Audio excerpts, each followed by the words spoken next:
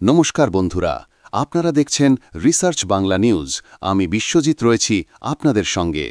আজ সংসদে এমন এক বিস্ফোরক মুহূর্ত সৃষ্টি হয়েছে যা শুধু সংসদে নয়, পুরো দেশের রাজনীতিতে আগামী অনেক দিন ধরে আলোচনার কেন্দ্রবিন্দু হয়ে থাকবে।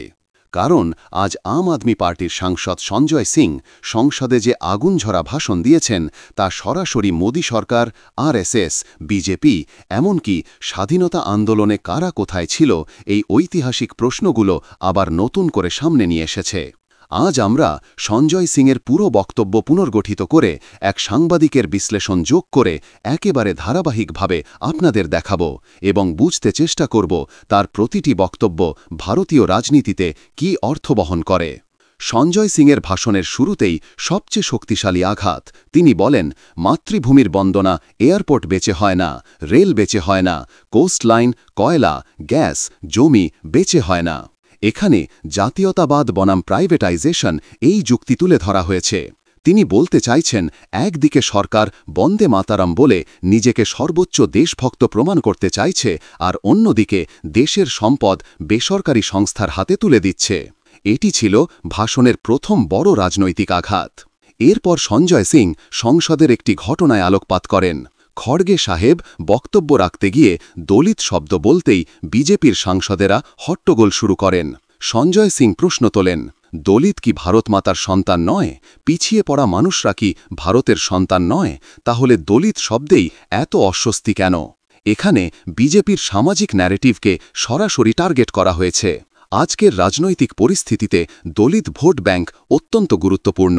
সুতরাং এই আঘাত বিজেপির হৃদয়ে পৌঁছায়। বিজেপি দাবি করে, যা বলছেন প্রমাণ দিন।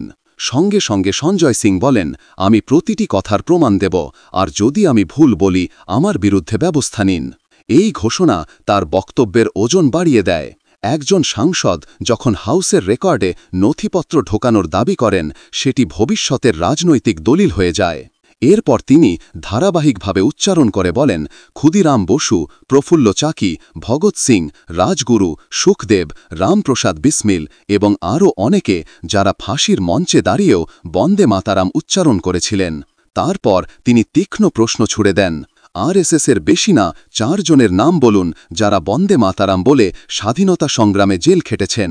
বলুন আপনারা 4 জনের নাম। এই প্রশ্নই বিজেপির ঐতিহাসিক বয়ানের মূল শক্তিকেই চ্যালেঞ্জ জানায়।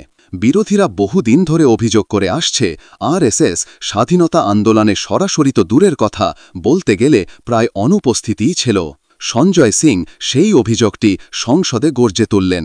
তিনি আরও বলেন, সর্দার প্যাটেল আরএসএসের ওপর ব্যান লাগিয়ে দিয়েছিলেন। আরএসএস 52 বছর নিজের দপ্তরেই তিরঙ্গা তুলেনি।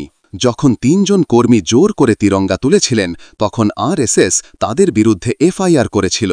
এটি যে বিজেপির জন্য অত্যন্ত অস্বস্তিকর ঐতিহাসিক তথ্য, তা রাজনৈতিক মহল জানে।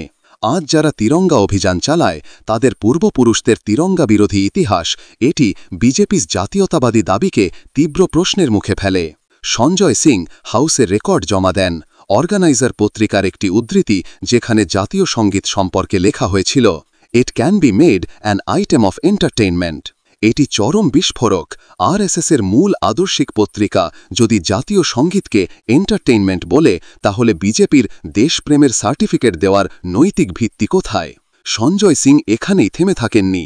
তিনি আরও বলেন, এই কারণে প্রধানমন্ত্রী ও পুরো বিজেপিকে দেশের কাছে ক্ষমা চাইতে হবে। এরপর তিনি তুললেন স্বাধীনতা সংগ্রামের আরেক বিতর্কিত অধ্যায়।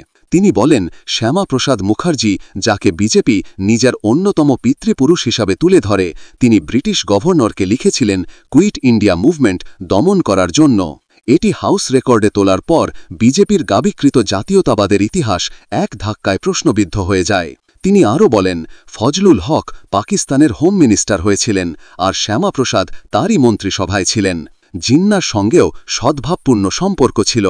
এই বক্তব্য বিজেপির অন্যদের দেশদ্রোহী বলে চিহ্নিত করার রাজনীতিকে পাল্টা আঘাত করে। এবার তিনি আক্রমণ করেন প্রতিরক্ষা নীতিকে।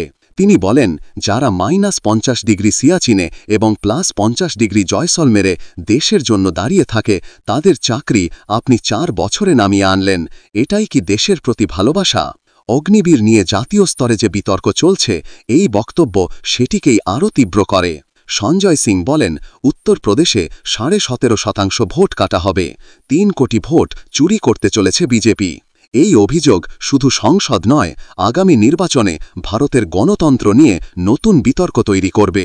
ভাষণের একেবারে শেষ পর্যায়ে সঞ্জয় সিং বলেন, ডাকাতরা যেমন জয় ভবানী বলে গ্লাম লুটে চলে যায়, তেমনি বন্দে মাতারাম বলে দেশ লুটতে দেব না। এটি শুধু রাজনৈতিক মন্তব্য নয়, এটি সরাসরি বিজেপির জাতীয়তাবাদী ব্র্যান্ডিংয়ের ইন্দ্রে আঘাত।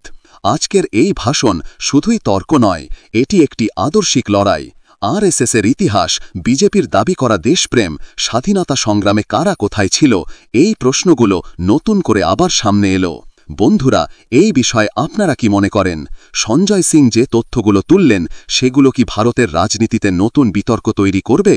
জবাব দেবেন আপনারা কমেন্ট বক্সে, এবং আমাদের বিশ্লেষণ ভালো লাগলে রিসার্চ বাংলা নিউজ ইউটিউব চ্যানেলটিকে সাবস্ক্রাইব করে আমাদের পাশে থাকুন। ধন্যবাদ।